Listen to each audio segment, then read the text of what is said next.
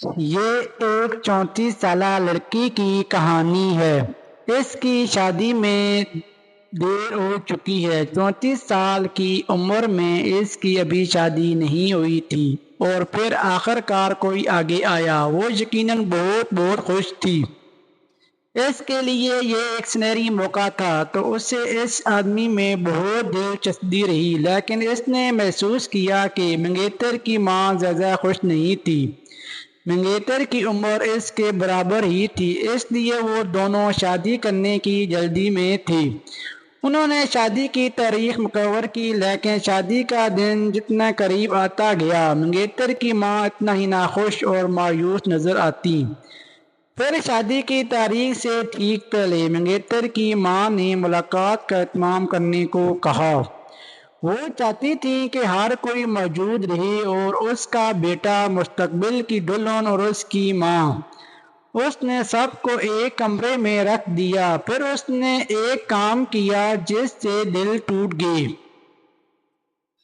جب وہ سب رہنے کے کمرے میں بیٹھے ہوئے تھے، اس نے آنے والی دلہن سے کہا، میں نے ابھی تک آپ کی شناختی کارڈ نہیں دیکھی ہے، کیا آپ مجھے دکھا سکتے ہیں؟ لڑکی سمجھ نہیں پا رہی تھی۔ اس نے ماں سے پوچھا، کیا کوئی مسئلہ ہے؟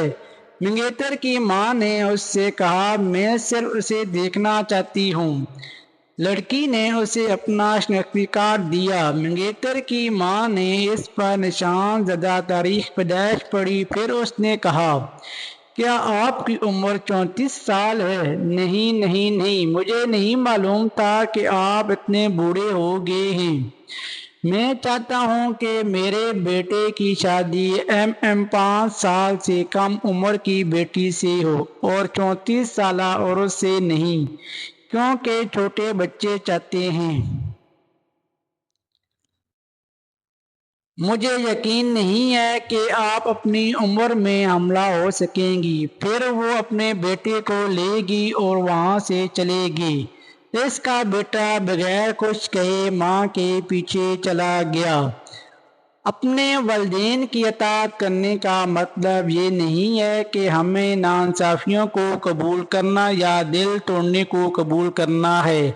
بیٹے کو اس صورتحال میں اس سے بہتر رد عمل ظاہر کرنے کی ضرورت ہے، لیکن اس نے اپنی ماں کا پیچھا کیا اور وہاں چلے گئی۔ غریب لڑکی ڈپریشن میں داخل ہو گئی ہے، ایک سنگین ڈپریشن۔ وہ بہت عرصے سے افسردہ ہے۔ پھر اس نے عمرے کی زیارت پر جانے کا فیصلہ کیا۔ اس کے والدین نے کو جانے پر مجبور کیا، کہانی اس کے درد کو دور کرنے کے لیے، اس لیے وہ عمرے پر گئی۔ وہ بہت روتی تھی، اس نے بہت دعائیں کی۔ اس نے قرآن کے اس آیات کو بہت دہرایا ہے جس میں کہا گیا، اللہ کی رحمت سے مایوس نہ ہو۔ پھر اس نے اپنی زیارت مکمل کی اور وہ گھر چلی گئی۔ جب وہ ہوائی جہاز سے نیچے آ رہی تھی، ایک آدمی اس کی مدد کرنے آیا۔ اسے لگا کہ وہ بہت شائستہ ہے۔ اس نے اپنا بیگ اٹھایا، پھر چلی گئی۔ ہوائی اڈے سے باہر جاتے ہوئے اسے اپنی بہن کا شوہر ملا جو اس کا انتظار کر رہے تھے۔ وہ گاڑی میں بیٹھ گئی۔ پھر محترمہ بہن کے شوہر نے کہا، تھوڑا صبر کرو، کیونکہ میرا ایک دوست اسی پرواز میں تھا، ہم اسے چھوڑ دیں گے۔ اور یہ دوست کون تھا؟ یہ وہ شخص تھا جس نے محترمہ سوٹ کیسوں کے ساتھ کی مدد کی اور وہ کار میں بیٹھا اور ان سے واقف ہوئے۔ کچھ مہینے بعد پھر ان کی شادی ہو گئی اور سب سے بڑی حیرت یہ ہے کہ وہ ٹرپل سے حاملہ ہوئی۔ ایک بچہ نہیں، جوڑواں بچے نہیں، لیکن ایک شاٹ میں 3۔ وہ انہیں آل حسن کہتی تھی، آل حسین اور فاطمہ۔ یہ لڑکی اپنی زندگی میں بہت خوش تھی، لیکن ایک اور حیرت ہے جو میں نے نہیں بتائی۔ جس شخص نے اسے چھوڑ دیا اس نے بھی شادی کر لی، لیکن اب تک اس کے بچے نہیں ہوئے۔ اسے پتہ چلا ہے کہ وہ بانجھ ہے۔